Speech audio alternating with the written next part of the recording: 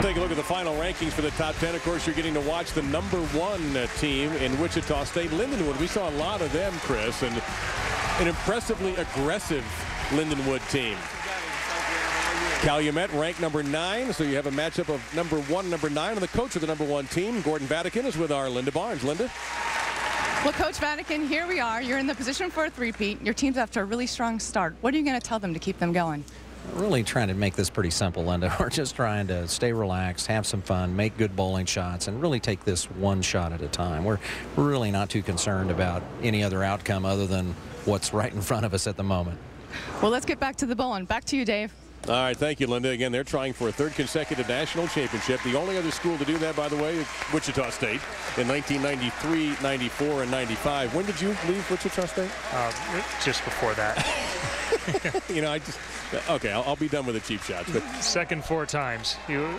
We did not fare very well in the, at that time, it was a 2-game Baker match, and led every year, and we're not able to finish the deal. Now you see more about Wichita State, formerly the Wheat Shockers. So if you ever see a little bit of wheat in their logo, that would explain why. Enrollment of 14,000, former Fairmount College.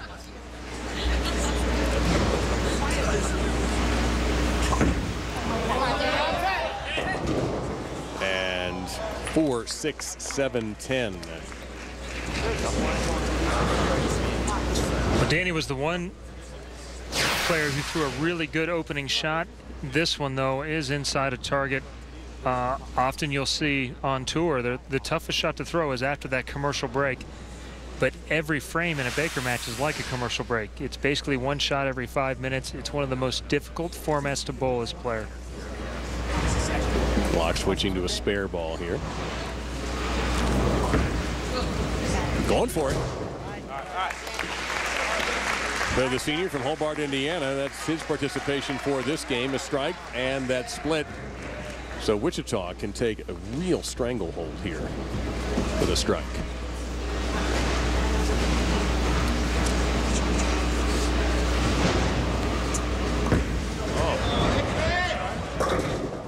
What do you do there, Chris?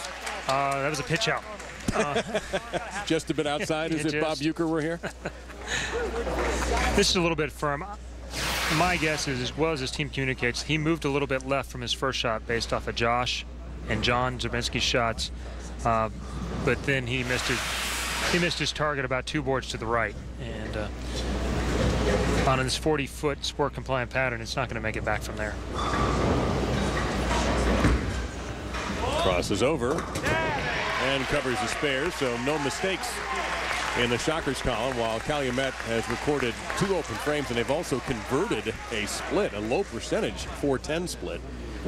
So they're hanging on for dear life. They've got to find some strikes right now.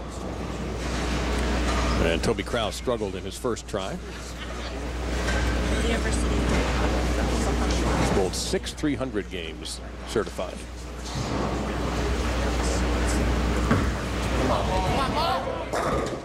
A noticeable adjustment from his first shot. Better ball. Much better shot. As you can see, this time he was up about the 6th board there, and that one made a big move down lane. It looked like it might even go light, but there's actually a lot of revolutions on this Calumet team, and their ability to be committed to playing the 6th, 7th, 8th board is what has led them to early victories in most of their matches. Using a Chicago Cubs-themed spare ball. Krause picks up that lead, but still Calumet trailing by, you see the 46 pins there. No quits today. Not all weekend, not today.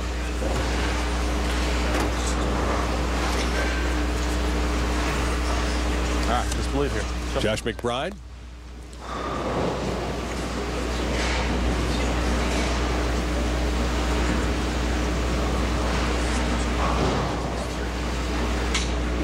Oh, it's a great pitch.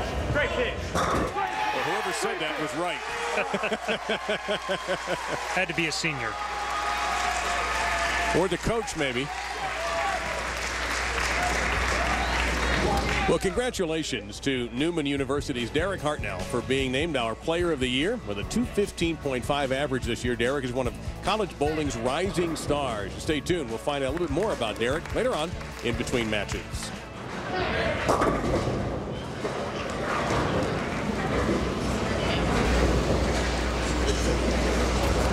Calumet still seems to be searching for the right line here. They're just not getting the strikes they've needed. And Wichita, on the other hand, seems very comfortable, as you would guess, from a school that's so used to being in the championship. Well, with Toby Cross bowling in the second position and Ryan here in the third, throwing shots that were so far off target, it gets difficult the next shot to go ahead and line up and get comfortable and throw a good one. Now that they've both thrown better shots, I would expect a lot more out of them in game 2.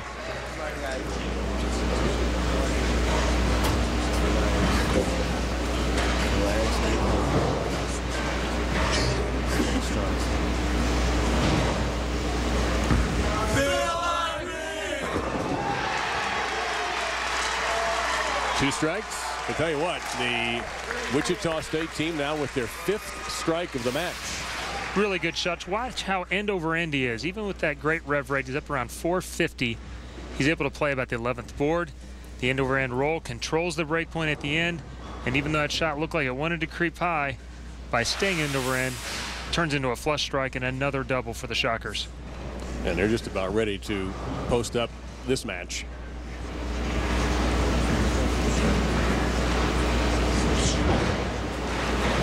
Sammy Krusek. It's like, if my math is right, it's like 186 is the best that Calumet is able to do. And Wichita State, another mark, I think, would probably any pins on this ball will shut out the match. Yep.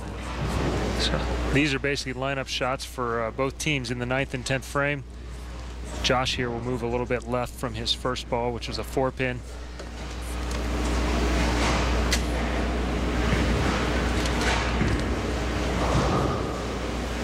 You can see behind Josh Mike Kubacki already gathering his team and starting to get it ready for that second game.